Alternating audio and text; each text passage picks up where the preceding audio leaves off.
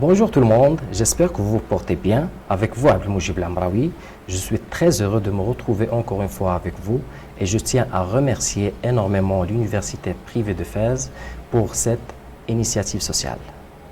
Alors aujourd'hui, j'ai l'honneur de vous présenter le corrigé d'examen national de l'économie et organisation administrative des entreprises, session rattrapage 2021.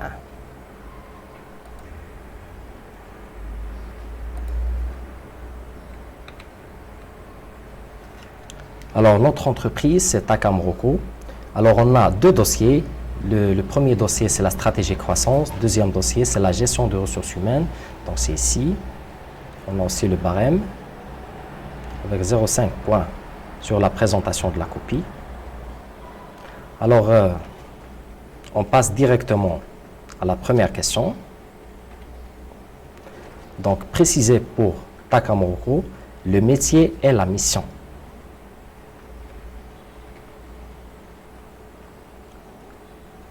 Alors, concernant le métier, donc c'est le premier producteur privé d'électricité au Maroc, couvrant 50% de la production nationale d'électricité.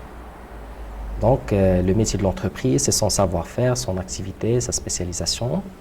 Alors, concernant la mission de l'entreprise, c'est la satisfaction des besoins des clients.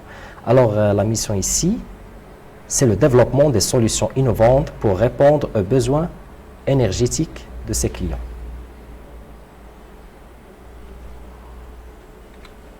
Alors, deuxième question, complétez l'annexe numéro 1. Donc, on a les engagements, ou bien les finalités. Donc, on a la nature de la finalité recherchée et un effet sur l'entreprise. Alors, premier engagement, Takamroko veille à anticiper et réduire ses impacts environnementaux. Donc, c'est la protection de l'environnement. Alors, c'est une finalité sociétale. Donc, un effet sur l'entreprise, donc c'est l'amélioration de l'image de marque de l'entreprise et être une entreprise citoyenne. Deuxième engagement, être leader dans la production d'électricité privée au Maroc, donc c'est une finalité économique. Donc l'effet, c'est l'augmentation de la part de marché et l'amélioration de la rentabilité. Donc troisième finalité, œuvrer pour un environnement de travail sûr et une politique sociale forte. Donc, c'est une finalité sociale de l'entreprise. Donc, en effet, c'est la création d'un bon climat de travail, ce qui va engendrer des bonnes conditions de travail et l'amélioration de la rentabilité.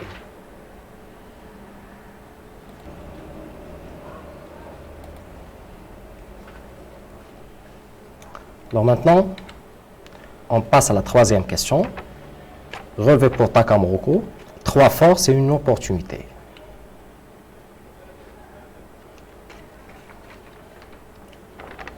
Alors, les forces, donc document 1.1, premier producteur privé d'électricité. Alors ici, elle emploie plus de 500 personnes avec un savoir-faire unique. Donc, c'est la première force. Une expertise et une puissance financière qui contribuent à inscrire l'entreprise dans le développement énergétique du Maroc. Donc, les 3 forces, c'est le savoir-faire unique, l'expertise et la puissance financière. Concernant l'opportunité, donc la demande en électricité au Maroc croît de 7% en moyenne tous les ans.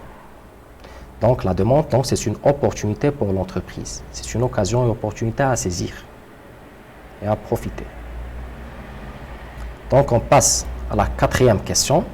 Rappeler l'intérêt du diagnostic stratégique pour l'entreprise. Alors, le diagnostic stratégique, c'est le diagnostic interne et le diagnostic externe. Le diagnostic stratégique permet à l'entreprise de s'informer sur son environnement. Donc, c'est le rôle du diagnostic externe. Donc, on trouve les opportunités et les menaces et de déterminer les forces et les faiblesses. Donc, c'est le rôle du diagnostic interne afin de prendre la bonne décision. Alors, 5e question, complétez l'annexe numéro 2.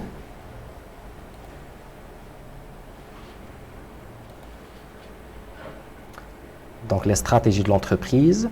On a 2 stratégies, la spécialisation et l'internationalisation. Donc, on a l'illustration et un avantage pour chaque stratégie.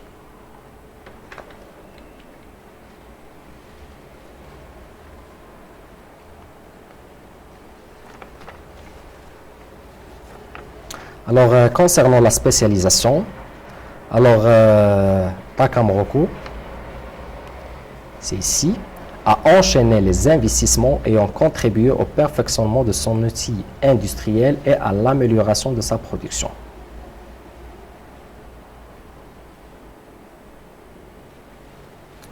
Donc, aussi,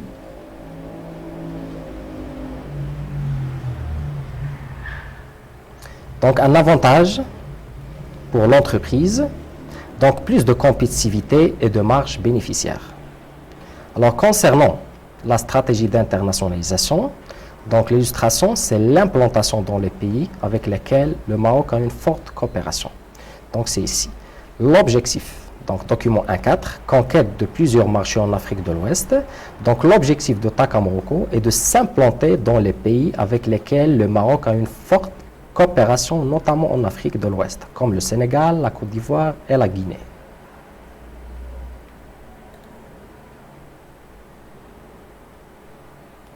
Donc, relever la raison d'internationalisation de Takamoroku. Donc, ici. Donc, c'est toujours la forte coopération. Donc, l'objectif de l'entreprise ici est de s'implanter dans les pays avec lesquels le Maroc a une forte coopération. Donc, c'est la raison pour laquelle l'entreprise cherche à atteindre la stratégie d'internationalisation. Et la concrétiser, bien sûr. Alors maintenant, on passe à la question 7. La représentation graphique de l'évolution du chiffre d'affaires de Takamoroku entre 2017 et 2019, en donnant la lecture, bien sûr.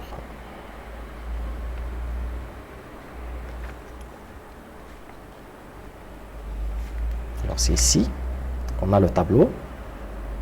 Donc, le chiffre d'affaires entre 2017 et 2019, en lisant le graphique. Alors ici,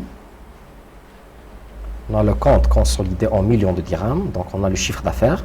En 2017, c'est 8082 millions de dirhams. 2018, 8511 millions de dirhams. Et en 2019, 9118 millions de dirhams. Donc, voilà la représentation graphique, le histogramme. Donc, l'évolution du chiffre d'affaires de Takamoroku entre 2017 et 2019. Donc, on ne doit pas oublier le titre. Donc, voilà.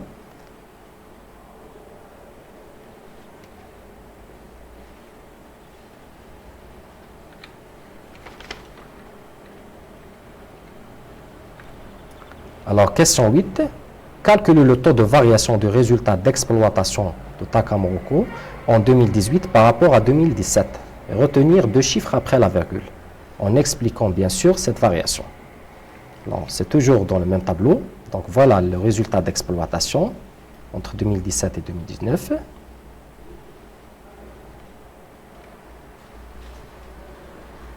Alors on a le taux de variation, c'est toujours V1 moins V0 sur V0 fois 100. Alors le taux de variation du résultat d'exploitation de l'entreprise en 2018 par rapport à 2017. Alors 2641 moins 2573 sur 2573 fois 100. Donc ça donne 2,64%. Concernant l'explication, alors le résultat d'exploitation de Takamoroku a augmenté de 2,64% en 2018 par rapport à 2017. Et cette augmentation s'explique par les efforts d'optimisation des charges d'exploitation, ainsi la maintenance conjuguée à l'effet de la dépréciation du dollar par rapport au dirham, concernant les achats du charbon. Donc c'est ici.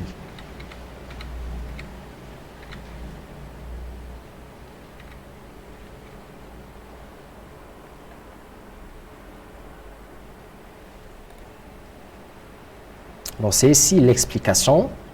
En 2018, la croissance du chiffre d'affaires consolidé, donc concernant le résultat d'exploitation, donc ici.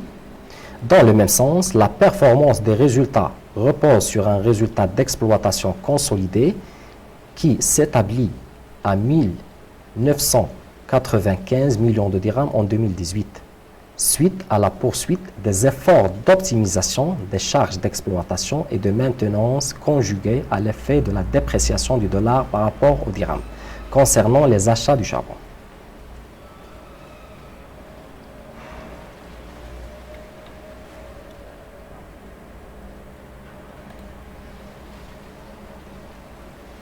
Donc, question 9. Montrer que Takamoroko a réalisé une croissance interne en rappelant deux avantages de ce mode de croissance.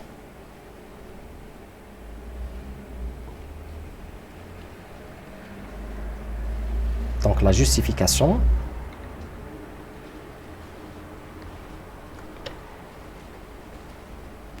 Donc, afin de saisir toute opportunité, donc c'est ici, afin de saisir toute opportunité de développement, Takamoroko a adopté un plan stratégique 2018-2021 qui porte sur le renforcement de son excellence opérationnelle et de son capital humain.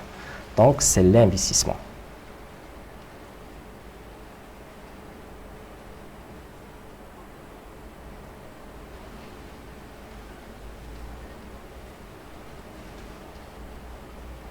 Aussi, ce sont plus de 40 milliards de dirhams qui ont été investis dans la production d'électricité à travers sa centrale de Jarf el-Sfar.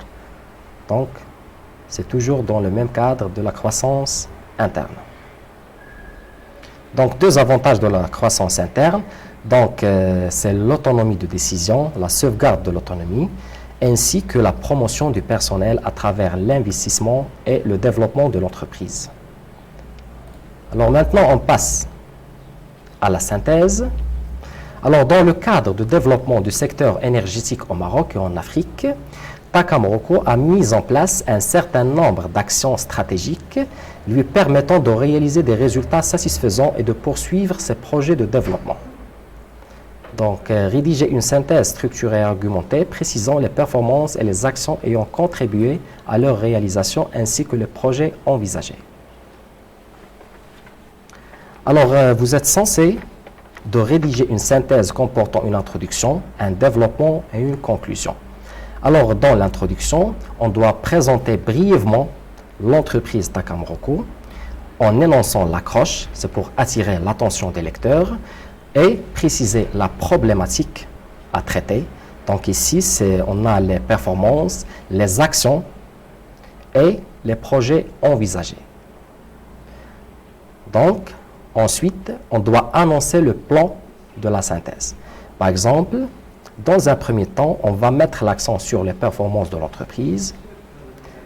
Ensuite, nous allons traiter les actions ayant contribué à la réalisation de ces performances.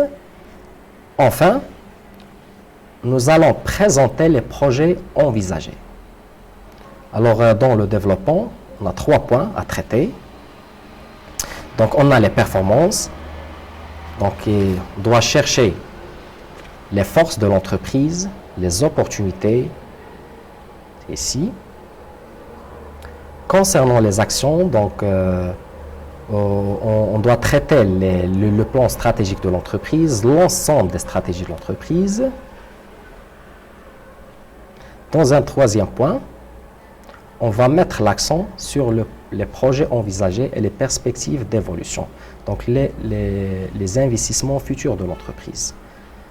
À la fin, on trouve la conclusion. Alors, pour conclure, on doit résumer le contenu de développement et en annonçant bien sûr une idée pour ouvrir un nouveau débat. Donc, c'est une nouvelle problématique. Alors maintenant, on passe directement au 2e dossier, dossier numéro 2, donc la gestion des ressources humaines.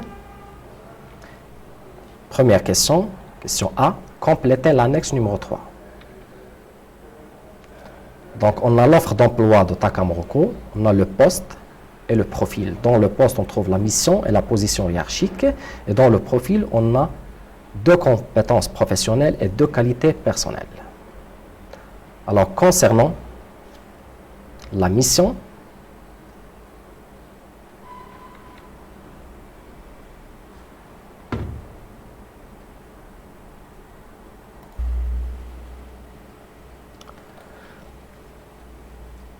Alors, Takamoroko, centrale thermique de Jarf Sfar Jadida. Dans le cadre de notre développement, nous recrutons pour notre activité un assistant contrôleur financier, rattaché au contrôleur financier. Donc, c'est la position hiérarchique. Donc, l'assistant contrôleur financier, c'est un rattaché au contrôleur financier, bien sûr. Alors, concernant la mission, donc, ainsi que donc, vous êtes en charge de l'élaboration et de l'analyse du reporting opérationnel et budgétaire, ainsi que du suivi de contrôle permanent des activités sur le plan budgétaire, analytique et industriel. Donc, c'est la mission. Concernant le profil, donc, on doit chercher 2 compétences professionnelles et 2 qualités personnelles. Donc, concernant les 2 compétences professionnelles, donc on a la maîtrise des principes de la comptabilité. Donc, c'est ici. Vous maîtrisez les principes de comptabilité et de contrôle interne et vous êtes à l'aise avec les outils bureautiques.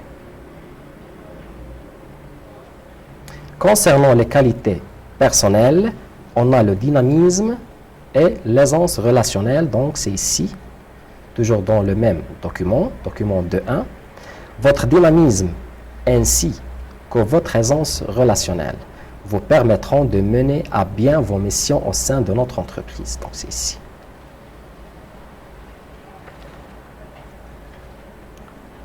Donc, on passe maintenant à la question suivante.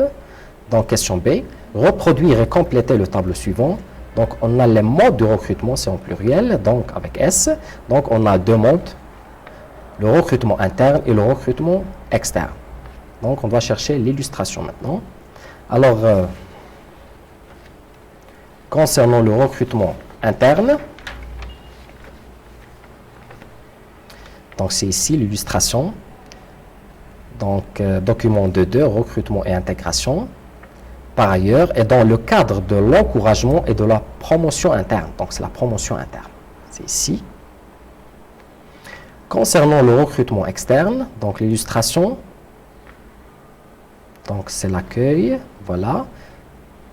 Donc, l'entreprise accorde une grande importance à l'intégration de nouveaux collaborateurs. Ainsi, un accueil personnalisé est organisé pour chaque nouvelle recrue. Donc, c'est ici l'illustration du recrutement externe. Alors, question C, rappeler un avantage et une limite pour chaque mode de recrutement. Donc, concernant le recrutement interne, donc l'avantage, c'est la facilité d'intégration. La limite, c'est peut-être le manque d'expérience dans le nouveau poste. Concernant le recrutement externe, donc l'avantage, c'est l'injection du nouveau sang, nouvelle expérience, nouvelles idées dans l'entreprise. Concernant la limite, c'est la difficulté de l'intégration, bien sûr. On passe maintenant à la deuxième question. Ressortir un moyen d'intégration du personnel de Takamoroko. Donc, c'est l'accueil, comme on a dit tout à l'heure. Donc, c'est ici, toujours dans le même document 2.2, recrutement et intégration. Alors, Takamoroko accorde une grande importance à l'intégration du nouveau collaborateur. Ainsi, un accueil personnalisé est organisé pour chaque nouvelle recrue, suivi d'un parcours d'intégration lui permettant de se familiariser avec son nouvel environnement. Alors, question B, maintenant, montrer l'utilité de la phase d'intégration pour Takamoroko. Alors, pour ce moyen d'intégration, donc, ça va faciliter la familiarisation de la nouvelle recrue avec son nouvel environnement qui permet de créer un bon climat de travail et des conditions de travail favorables, ce qui engendre l'amélioration de la rentabilité de l'entreprise. Alors, j'espère que vous avez bien compris et merci de votre attention. Abdelmoujib Lamraoui et l'Université privée de Fès vous souhaitent la réussite. Merci et bon courage.